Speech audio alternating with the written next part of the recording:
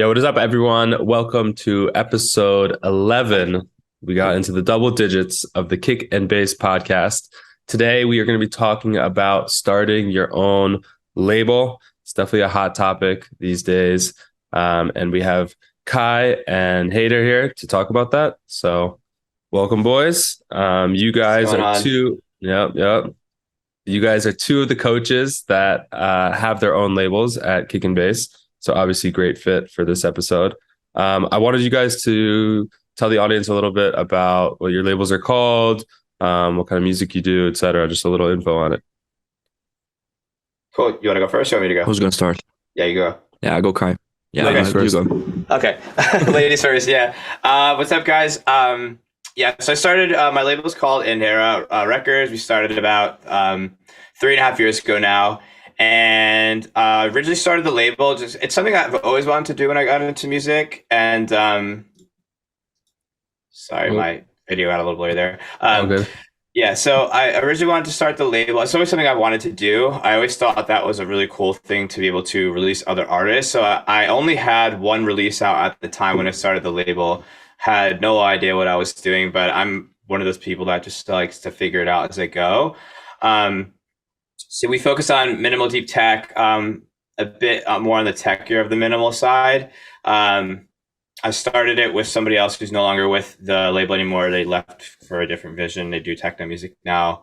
But yeah, I love having my own label. It's a great thing. It's a lot of work, and I don't think it's for everyone. But if you have like an entrepreneur mindset and you are good with that sort of thing, it's definitely a good route for you to go. The flexibility and freedom you have with the creative, when you could put out the music and releasing whatever you like, it's a great thing for your project. So I think if you're one of those artists who has a very unique sound and you're having trouble signing records, it's definitely a great route to go down. Okay, so my label is called Now ID. We started back in 2019. The idea was basically to have something to tie in with the parties we were doing, because we've been doing parties since 2015, and we wanted to have another outlet like to express our vision musically. So we were like, what's the next step for that? Opening a label and started putting out releases. The music is, I don't know, all things tech house, whatever I like to play, actually, because that's basically the demo selection process is whatever I like to play. And yeah, we started back then, didn't know shit. We got a distribution. We started, but I was going to say, how many releases have you guys done? Up until then, I think 2 or 3. But at the moment, like both of you guys, like how many releases have you guys put on your labels by now? I don't know. Do you guys catalog it? Like, yeah. We just passed the 50th actually. Like this one was number 50. Yeah. Nice. Yeah, we just did our 32nd release with Ben Kim. So yeah, we were just passing that mark. I like to do so we've been around for 3.5 years now. We've only done like just about 30 releases. I think it's important to give these releases a space. I found that the labels that release like every week, you kind of lose a little bit. I don't know if the term is integrity. I guess you lose the ability to give the correct spotlight on the tracks if you're kind of rushing records out. I don't think there's anything wrong with that. If that's like the route you want to go, if you just want to be pumping out records, it's fine. I just think the records are not going to do as well. And I think people are going to kind of care a little bit less. You become very numb to it. And it's like, oh, there's just another one. When you can give someone, 4 to 5 weeks of full attention, it makes it more special and it sticks out a little more, especially in this more saturated industry. I mean, you both know this, but there's like thousands of records that are put out every week. So it's like, how do you tell a story and give someone that right attention and stand out? I think that's kind of one way to do that. Yeah, I think scarcity is like a big thing. Yeah, what are you going to say, Heider? Yeah, we basically do the same. We do like one release every month, every few weeks, depends. No, we definitely don't overdo it, I think, because we want to give each and every track like their own time, their own promo space, their own thing. And we release a lot of singles. We don't do EPs because we feel like pushing EP it's a bit more different, and I don't know, I don't feel like it. No, I prefer singles. Just personal preference, I guess. We started off doing EPs in the very beginning of my label, and now we've shifted into singles for the most part. Mm-hmm. Our next release is actually an EP. I just feel like it's so hard to push a whole EP. It's crazy because even a 2-track EP is so much harder to push than a single track. And this time of the music we're making, so we've been sticking to singles for the most part. Yeah. So Yeah, I I mean, think you it guys depends on what. oh, sorry. We I keep cutting each other off. I think there's the lag. That's why there's the Italian lag. So I'm Yeah, like, oh, there's nothing to say. I'm hopping in. But what were you gonna say, Hader? I was gonna say that I think that the singles versus EP thing. I think it's more about what your aim is. If you're like going more for downloads or for streaming or for whatever, and based on that, I think you should be choosing either one or the other format. I think if you go for downloads, maybe it's better to have EPs because like you're gonna generate a bigger volume of downloads and a revenue for your artist at the end of the day. For streaming, maybe it's better to have all forces concentrated on one track and push it as hard as you can. So that's mainly the thing, I guess. Yeah, but that's all. Yeah, I think there's definitely been a big shift overall in the industry towards like singles, just like for the reasons you guys said. But I mean, both you guys have had a ton of releases. These are very, well-known labels that have achieved a lot in their respective spaces. I wanted to ask you guys a little bit. So, each of you kind of tell me what the process was like when, you started by saying, okay, I want to, come up with a label. Maybe you had like a name in mind. Maybe you had like a concept. Hader, you said you had like a party you were throwing. But like, what were the steps that you needed to do from that idea of, okay, I want to do a label to like actually getting that first release on Beatport, on Spotify, out into the world? Like, what did you need to like figure out that first time? So basically, we were doing those parties since 2015, so it was already 3-4 years. And we had been thinking about doing the label thing for a while. And then we got to meet another DJ from Milan who was involved with a record label with Crookers, who is an Italian DJ. Then we got to know Nick Olivetti, which is another DJ who used to release on Dirty Bird and labels like that. And we kind of all were like, why don't we do this all together? We started doing the label side of NoED. And Nick brought the distribution. The other guy brought some promo emails and contacts and whatever. And we put out the name, the graphic design, and the promo stuff, basically. And we put that together. And yeah, as time goes by, at the end of the day, it's just me and my other business partner for the parties. Those guys are no longer working with us. But yeah, basically that's how it went. And so we kind of needed some time to figure out how things work, Yeah. Mine's coming together, everyone kind of bringing their part. What about for you, Kai? How did your process look? So my process was a little bit different. I wasn't doing parties or anything. I was barely performing or gigging, honestly, at that point. I was gigging not for this stuff. I was gigging more for like top 40 bars and stuff like that. But I wasn't really even releasing music. I had 1 or 2 releases out. But I met Ramsey Neville, who had the label started as like a free download thing. And I've always wanted to do this, like I said. So I just hit him up. I was like, hey, I don't really know how to do this. Like, I really want to like make this legit. Like, we should do it together and just try, because he lives in Brooklyn too. We were playing a lot of similar music at the time. And then we kind of just looked into it, and we literally, I think we just Googled like, how do you start a record label? And we kind of just did a bunch of research, and we figured out, okay, well, you already have the name and you already have the branding down. So that's out of the way. That's good. So now we just need to figure out how to distribute this. So we ended up talking to a couple different distributors. We ended up going with LabelWorks. For LabelWorks, it's an application process, and you have to tell them, your next, 3 to 4 months plan, get all the social pages right. And then at the time, Ramsey was doing all of the artwork as well for the label. He's great in that space. So we just were utilizing as much as we could internally. Before we eventually started growing more as the label progressed and hiring out a proper team. So in terms of that, it was just me and Ramsey, and then we ended up hiring an audio engineer, and then hiring a label manager who really helped guide us through the process. And I think if you can afford to have like a proper label manager from the get-go, it's super useful. There's a lot of like little things you don't really think about in the beginning. Like, obviously when you first start, you don't have to worry about like publishing that much and like getting like royalties and stuff like that. So having someone who understands the space in that regard and how to properly grow a label in terms of artist outreach and building it that way is stuff that you don't really think about. Because like before you start a label, you think it's just, hey, we're gonna sign a record, we're gonna put it out. You don't think of all like the promo and infolight and the campaigns that go into it. It's a whole thing that you like. It was a lot to learn at first. So Yeah. yeah. I love that, like from both of you, it's kind of just like a fuck it, let's just get this like going attitude. And there's like, I think for anyone listening that's like wanting to start a label, like, it seems like I wouldn't know, I don't have a label, but it seems like it's always like a growing experience where it's like, you kind of constantly improve and, you want to get to a point where you kind of have like a workflow going where, every release you feel more confident that like, your A&Ring is getting better, your ability to promo it.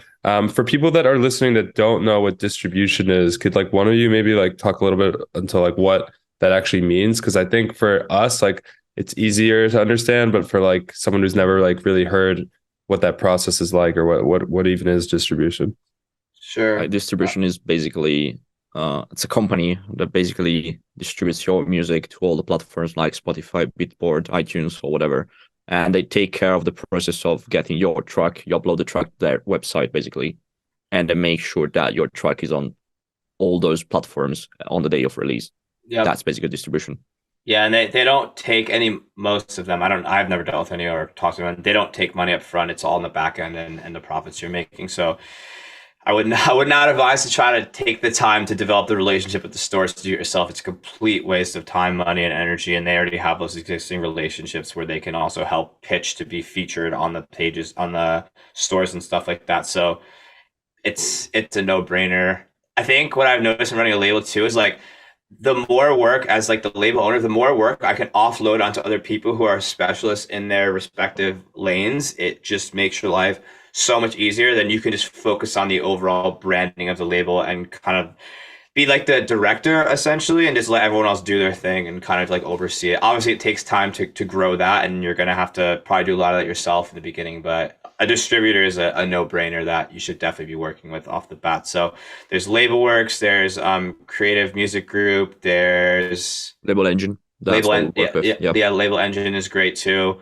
DistroKid, right? Isn't that one? DistroKid's another one that's independent. That's been some hot water lately. Yeah, you have to pretty much do there's a lot of work that you have to do on your own on DistroKid, I think. But I think if you're going the more like, I think DistroKid's more for independent and not for record labels. Yeah. What was the hot water? I've heard stuff like people were trying to switch and they basically had to pull the whole catalog to switch and stuff like that. So it's really difficult to leave them. That's what I heard. Interesting. Okay. Didn't know that. It's good to know. Allegedly. Allegedly. Yeah, they're going to come knocking on your door and be like, why are you talking shit? Yeah. Does the distributor also do the copyright? This is something I actually don't really know. Like where does that process kind of happen? In getting your music on the stores and being like, okay, this is actually like my song, and you guys to be honest with you, this is something that I actually don't know myself. It's something I would have to actually personally ask my label manager, which is also like a benefit in building out a team. And just like, that's something I still don't know. He's teaching me stuff every day still. So I cannot personally confidently answer that question. I know Label Engine does some content ED, so like claims videos or whatever. So yeah, they actually take care of that part as far as I know. Yeah. So it seems like the distributor is basically for people that don't know, it's just the way that you get your music out there, and kind of there's a lot of like bullshit, back end stuff that needs to get uploaded. Like, your song needs to be signed like specific IDs, needs to be set like release times, and this kind of handles it. And it's definitely like the first step in actually getting your music. If you were to start a label, all really a label is like a curated stream of music from either yourself or other artists, and it's obviously a necessary step. What are the other like big things that you kind of need to be focused on, we talked a little bit about like artwork and like logos and stuff, but like what are the assets that someone would need to compile if they're like, okay, I have the name, like, what's my next step? I have like the song I want to put out. What else do I need to kind of gather? Yeah, I kind of have a checklist that I have for every release. So it'll be everything from, okay, I have the track, or I get the pre-masters, I get that over to our label engineer. Like, we'll also need to decide, are you going to use an engineer or rely on the artist to do it? I personally think if you have a label, I think you should have your own in-house engineers, so everything is kind of sounding consistent across your catalog. And then after that, I will send over the track to the designer. I think it's important for the designer to also listen to the music and kind of encompass what that looks like in terms of artwork. So getting the artwork for it, banners, promo videos, like creator promo videos, getting DJ support videos, compiling all those for social media posts is important. I feel like that is super important nowadays. It's kind of like that extra validation in the record that like this is super proper and it's getting the right attention in the clubs. Setting up a promo campaign to something like Dispersion or Your Army or something similar, where for anyone who's not familiar with any of those are just, they have a subscription basically service where DJs subscribe who are touring or performing, and they can go in and download the records that are unreleased. DJs, I mean, both of you, as do I, like playing unreleased music. I think it adds a nice tidbit to your sets. Once that's set, I come up with the whole social media posting schedule, planning like premieres. So using someone like TBX or Blanc, and for anyone who's not familiar with what those are, they basically have like the first post on the tracks. So like Blanc will upload it to their YouTube, Spotify channel, Spotify playlist, etc. All of that. Speaking on Spotify, then getting ready for playlist pitching when the track comes out. Playlisting is a great way to get more streams. And then, and then after that, it's just like, I think that's pretty much everything that we cover in terms of like our checklist. Yeah, we do basically the same. Like, first thing, you got the tracks, got some good music. That's the first thing. Yeah. You got the pre-masters, you got the master from your engineer. Sometimes artists request to use their own master, and if the master is good, I'm alright with it. But I always put on the plate the possibility to do it through our engineer, because I feel like that brings, as Kai was saying, cohesiveness to your catalog. Artwork, we do artwork a little bit differently. Like we how do you say that? We commission like a bunch of illustrations like at the beginning of the season, and then we kind of use them throughout the season with the parties for the releases and whatnot.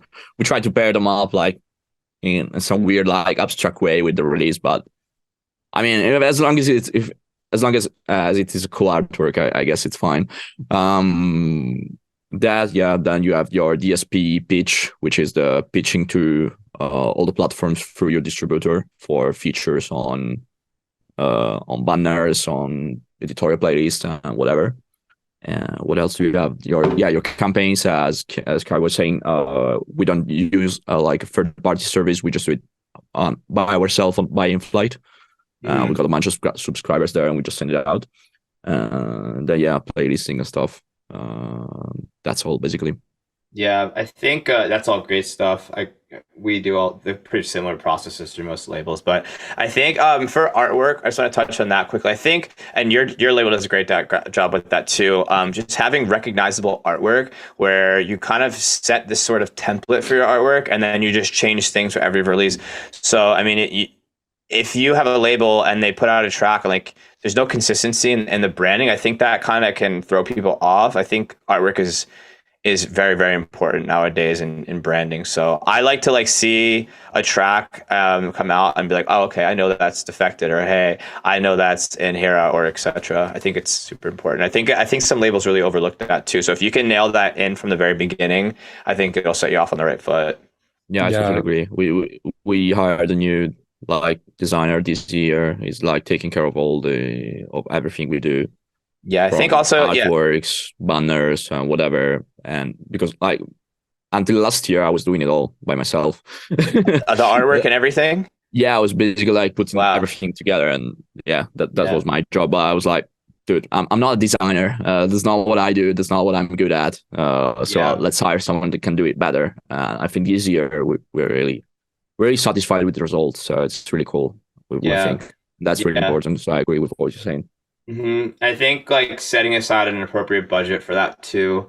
Usually like my releases will run me anywhere from like $600 to like 1,000 depending on the track, somewhere like in that range. And I think it's also important to note you're really not going to see any of that money come back into the, or even break even probably for the first. I didn't start profiting on our releases until I think even a couple of months ago, honestly. So we're finally now at least breaking even on our releases, and just now are becoming a little bit profitable. So be prepared to sink a lot of money in this sort of thing. But once, I mean, you could think about these labels like, Repopulate Mars or Solid Grooves have been around for like years and years, and it all is like a big snowball, and then over time it starts to compound, and eventually you're getting paid. I know I've heard like anywhere from like $20,000 to $30,000 to $40,000 a month from some of these different labels. So just be prepared to have some money set aside for this. Yeah, it seems like all right, what are you gonna say, Heider? You go. I was gonna say it seems like starting a label. Obviously, when people start, not everyone, but it feels like the budgets are probably going to be much smaller in the beginning because, you may not be able to get all the bells and whistles. You may just be sending out the track to your friends, and you have an artwork, and maybe it's something you make yourself. You can't hire a designer. You don't have all this stuff. But it's like a totally separate business, and it's like for any business you need kind of investment to grow it.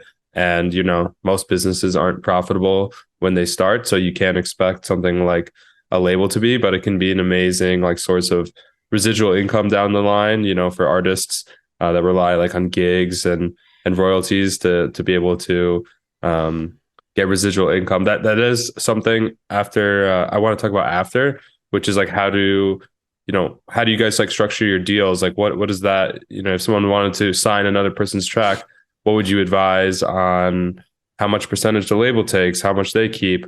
But I know, Heider, you wanted to say something as well, if you remember. I was talking about the monetary viability of the label thing.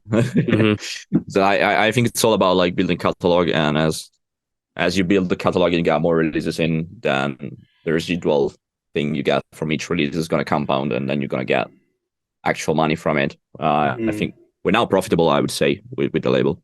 We're not making millions, but it can sustain itself. Like in the beginning, for the first couple of years, it was like, okay, we got the parties, we take the monies from the parties and we put them into the label to grow the thing and grow the brand as a whole. But right now, they can kind of stand on their own. The true parts of the business can kind of stand on their own legs. That's what I was trying to say. Yeah, that's great. We do 50-50 split with the artist. I honestly think that's super fair. I mean, I've signed to labels where I've had a 30-70 split where I'm getting 30%. I think when you're dealing with the really big labels who have spent so many years and so much budget and money and really building their brand, and it's stronger than your brand, I think it's more common that way. I still don't think it's very fair. I'll do 50-50 forever, I think. I just think it's fair to go in it with a complete collaboration in mind. And then I think that starts off on the right foot and the right relationship with the artist. We have a very personalized approach in my label. I have a lot of communication, and I'm sure you guys both experienced where you'll sign a track and there's you haven't even talked to the label head, and it's out on a date that you didn't even maybe even agree on, and like there was no, hey, does this sound good to you? Here's what the plan is. So for me, I like to talk. I like to get on calls. I like to talk. If the release is out that week, I'm talking to them every single day, getting them excited. I think that helps with the experience as well. So being able to tailor, another reason why I like owning my labels, I like to tailor the entire experience and make it very special. I think that helps artists want to re-release with you again. I have a lot of my artists who have released have hit me up with like extra demos, and I think doing re-releases from artists kind of strengthens your brand as well. So back to your question, Tyler, about the splits, I think 50-50 is fair. And I think that makes artists, puts them in a more peaceful mind state when working with you. Yeah, we do the same. We do 50-50 on the profits, actually. So we first recoup the costs, and then that's 50-50. because Right. Yeah. we put the money up front for the cost. So Mhm. I think that's only fair that we get Right. those back. Yeah, I meant to mention that after all expenses are met, then it's Yeah, a 50-50 split because we put up all the expenses for everything. So We yeah. do And exactly the same.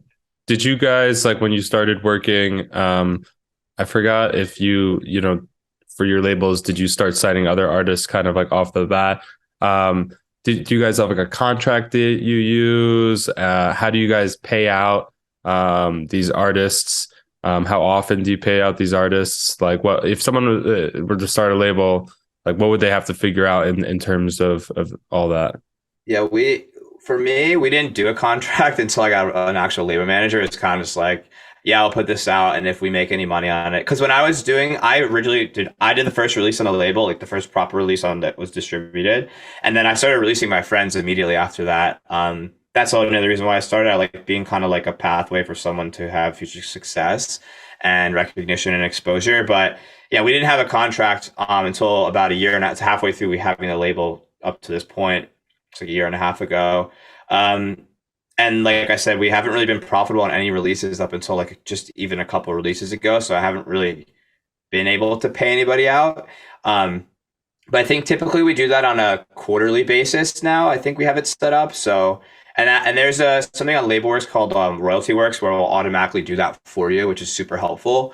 So you won't have to think about it at all. It's another benefit of working with a distributor, not doing it yourself. Yeah, it's about the same. The distributor basically provides the backend thing. You basically set up a contract online with when you do the release, you basically set up the splits, and it automatically gets you the actual splits minus the expenses, whatever, and we send that out to the artist every few months. The contracts, yeah, we have a contract. It's quite basic, just to say, okay, this is what we're gonna pay you, and that's all. Yeah. Just to have a piece of paper saying, okay, I released with you. This is what you owe me. That's what I owe you. That's all. Remember back in the day, everyone would print out their label. You know, you get signed to a big label, you print it out, you'd have the little logo of the label up top. And I remember like when I got my first like Dirty Bird release like a long time ago, I did that because I was like, it's so cool. You're signing the contract. But I do think it's important, even if it's just like some type of contract, like it doesn't have to be something a lawyer made, both for the label side and the artist side. Yeah. Just because you never know, there's songs that go crazy viral and it could be a small label, big label. And you want to make sure that you're covered on both ends. I think with the biggest track we had was by Ben Miller that you interviewed a few episodes ago. That went big. We weren't expecting it, honestly. I mean, I knew it was a fucking good track. I loved it, but it went fucking big. Yeah. I think the contracts are also... it made a bunch of money. That's great. I love that. I think in terms of the contracting too, it's important to protect yourself as a label where the artist is signing and saying, hey, we haven't used any samples that are not cleared. Oh, yeah. You never know if someone's going to be lying to you just to get a track signed, because it's very hard to get music signed nowadays. And if someone's excited to get their music out, they'll just say whatever they need to do to get it out. And it's important to cover your bases and be like, hey, if this sample is not cleared and we get caught for it, and like that's on you, that's not on us, the label. So that's the way we have it set up. We have the same thing. I always ask, honestly, I'm always, is this all royalty free? Is there any samples before I sign it? And then when I sign it, I'll still have it in the contract. We're not liable for any samples. It's on you. We asked you. Yeah, that's all. I think that's super important, especially like in our genres of like house and tech house. Sampling is such a big thing, and you never want some rights holder to come chasing after your ass, taking money from your other releases or whatever you guys have. Do you guys have like I mean, I think it's going to be different in Italy than in America, but is your label Kai, like, do you have a separate LLC for that to kind of protect yourself as Kai versus the label? And yeah, I have Kai William LLC, and then I have Indera Records LLC. So it's two completely separate, and I highly advise anyone to do that, because the last thing you need is like something with a sample to come, and then they can only take the take finances from your business, from like the Inherit Records versus like my own thing, which is two completely separate businesses of themselves. You don't want to like one bad act to take down everything you have. So I Yeah. think that's the super important. I'm not too well versed on all the legality stuff, but I do know for a fact that that is something you 100% should do. And also make sure you have the correct business bank account set up, because there are some things where if you end up transferring label money consistently into like a personal checking account, that there's some weird loophole where they can then come for your own personal assets because it's going into that bank account. So make sure, I'm saying this as I don't have that set up right now for myself, but make sure you have business banking accounts set up and all that stuff in place. I'm gonna probably do that. It's just generally good also to separate your finances between businesses. So it's like you have a clear paper trail. You know, you can easily identify what the costs are for the label, and you can, you know, write those costs off, because like we said, like you're probably going to be operating at a loss for a bit. So you want to deduct as many expenses as you can. Even if you have like another DJ business, like maybe it's better to start a separate business from that. Like you said, you know, maybe your DJ business is profitable, or, you know, you're making more money from there. Yeah. I don't know. In communist Italy, how do they do that, bro? I'm just kidding. Basically the same. It's about the same. Yeah, you start like about different names for stuff. Yeah. Yeah. I want to talk a little bit about like the pros and Not cons. communist, by the way. I know, I'm kidding. Socialist, whatever. I want to talk about the pros and cons that you guys have experienced in starting a label. Like, you know, it's a ton of work, and it's like you said, Kai, it's not for everyone. But like, what, as you know, as people that are trying to, you know, grow as an artist, as a DJ and producer, like what has the label done for your career, and like what has it, like, you know, what are some of the cons, like whether that's like sacrificing, you know, investing into the label with your own releases and potentially having to, you know, put your own music behind the brand to grow it, versus like, you know, shopping it to other labels. Like, just wanted to kind of have that conversation with both of you. Sure. I guess I'll go first on that. So biggest pros for me is without my label, I would honestly, over 75% of my catalog would not be released. Most of my music to this point in time has been on my own label. And I think that is kind of having to do with the fact that I started so early on in my career, and I don't really think my music was really signable until maybe even 6 to 12 months ago now. So that's been great. It kind of allowed me to get ahead in that sense, where like I can give the world something and be like, hey guys, even though if it's not that great, just like show them like, hey guys, I am working like hard. And I think that's been great. And if I didn't have my label, I would have never been able to release Hit It, which is probably my biggest record that was getting played out literally everywhere by the biggest artists in the world. And because of that, I was able to put together this recent tour that it's about to be done in a couple of weeks, but I've had about 16 or 17 shows over the past 2.5 months or so. I think honestly, without that record, I would not have been able to secure most of those gigs. So that was pretty life-changing. It's presented me a lot of unique opportunities to get involved in some cool projects. And I think it really ups your credibility as an artist as well. I think it helps your overall brand, and it gives you this unique lane that you can put yourself in. I mean, I think this past weekend I did a production workshop in New York, and I was able to brand it through my label, which I honestly feel as if my label is bigger than my own brand at this current time, which I think is cool. It kind of carries me. It's interesting because I have a release from Jeff Sorkowitz called Heat Rises, another huge record that did really, really well. And I think because that did well and I was behind that, I also am part of that track in some capacity, which also helps, you know, grow you and get you more gigs. In terms of cons for the label, there hasn't been that many. I think the only thing that can be a little frustrating is like release schedule, and like sometimes I'll have to be a little selfless and push my own release to like a later date in time to accommodate another artist. This has happened probably 4 or 5 times since I started the label, but you have to be a little bit selfless in owning the label, especially when you're releasing other artists. These people are depending on you and like carving out time in their schedule, so you really want to be respectful of that. So yeah, there have been a few times where I had to push my own release out, you know, 2, 3, 4, even 6 months just to like accommodate the other artists. So that's something super important to keep in mind when making it. Is the label for your own releases, or is it to release multiple people? And there's a whole other conversation on pros and cons for that. But I do enjoy releasing other artists, and I think helps gain you a lot of respect and credibility if you're going to go and be able to release other people's music too. Yeah, I guess the main con is that it's a lot of work. Because it actually is.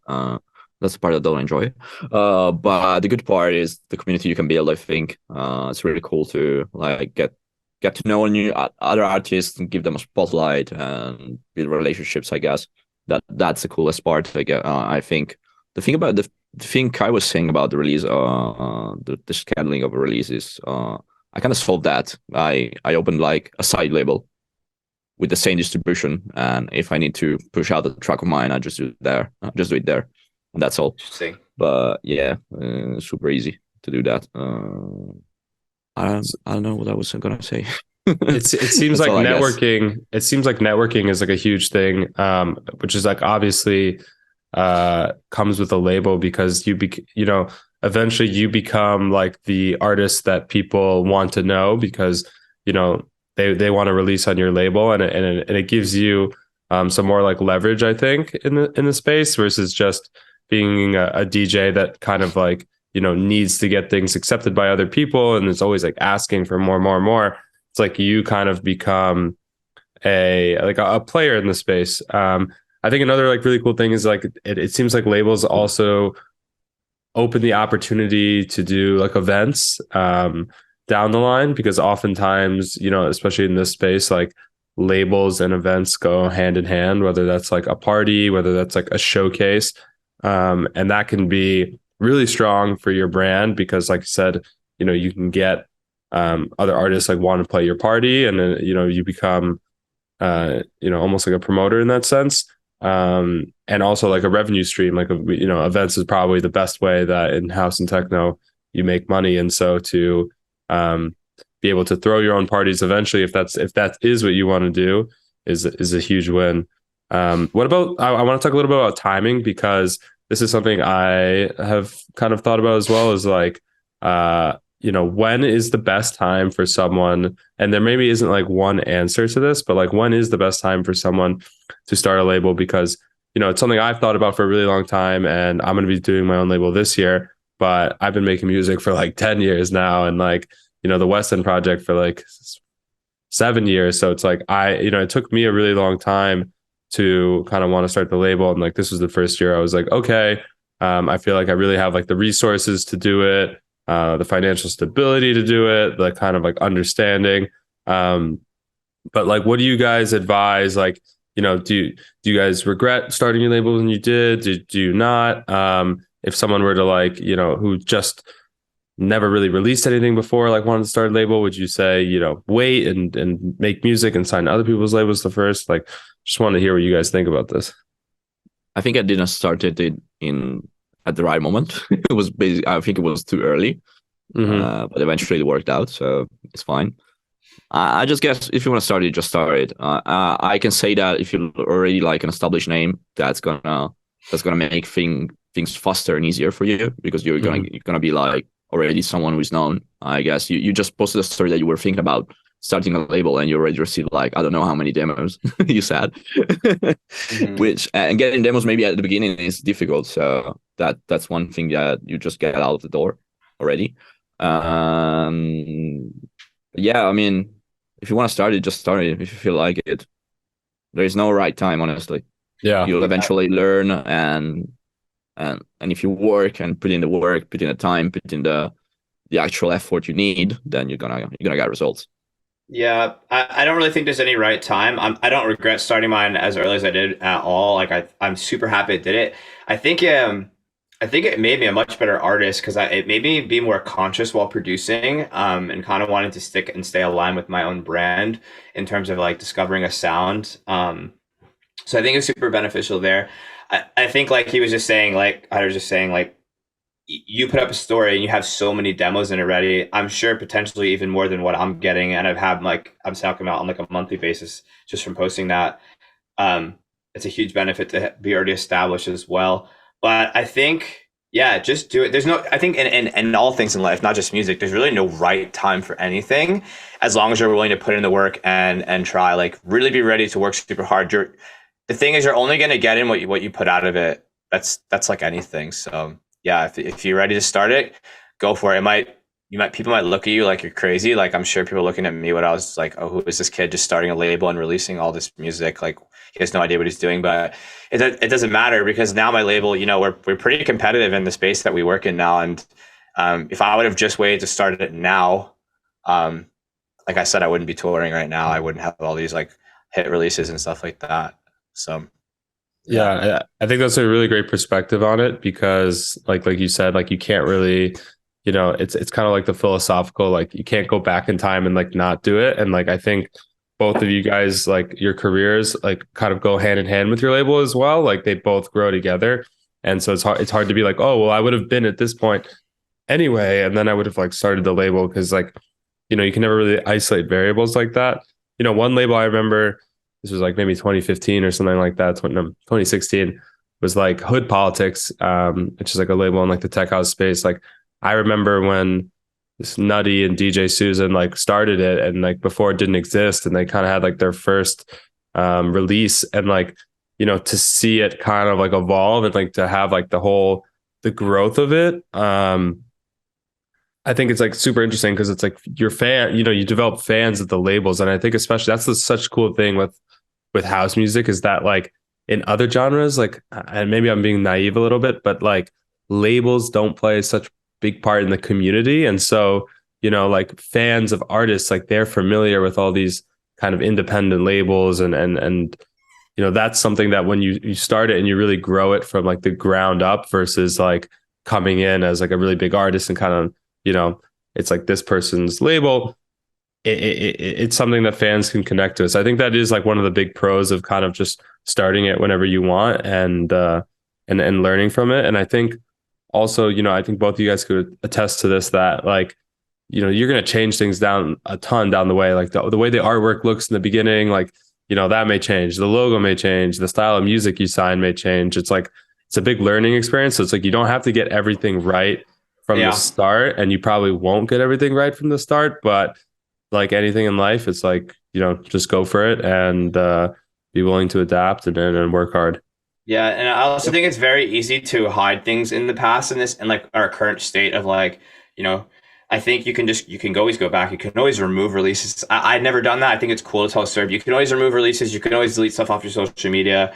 You know what I mean? It's very easy to rebrand, and I don't think anyone ever should do that. I like that the fact that there's some shitty tracks on my like Spotify, like people can go back and watch the growth of that. And I think that's something that's really cool in this space too.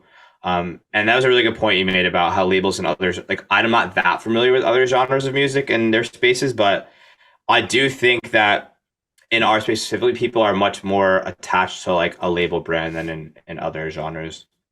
Yeah, when you sign to a label, you sign to a community basically. So yeah, that's really important. Yeah, and it's cool to build your own. It's really good. Yeah, especially like with parties and things, and like, all my favorite labels, it's all about like the community and like what that label, sounds like and stands for. I don't think I've ever heard anyone be like, oh, I love Atlantic Records. Like, you know what I mean? Yeah. It's like, there's something cool about like the kind of small grassroots labels that can, hopefully one day grow big, or you have hit songs or something like that. I'm super excited to start my label this year. I've been like working a ton on the back end, and it's just like, starting something fresh in this business. It's like, it can be so fun. So, the whole process, I haven't even gotten to like, distributors or anything like that. Like I don't even, I'm figuring out the name and like what I kind of want it to look like and stuff. So I'm like very early in step one, but yeah, I think it's gonna give a little bit more life to me. Not that I don't have life, I look like a vampire with this glare from my window right now, but it's gonna, it's something new and exciting, and it's like a new business to learn. So I think if you are that kind of like person where, you like to start a new business, you kind of have like an entrepreneurial mindset, and you want to be like a tastemaker in the space, starting a label is a great idea.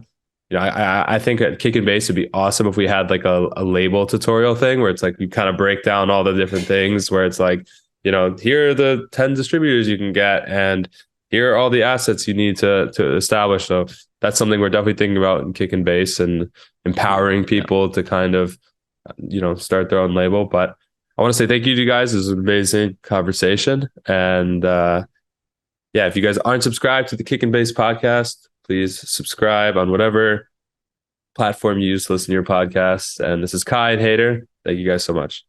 Peace. Thanks for having us. Bye.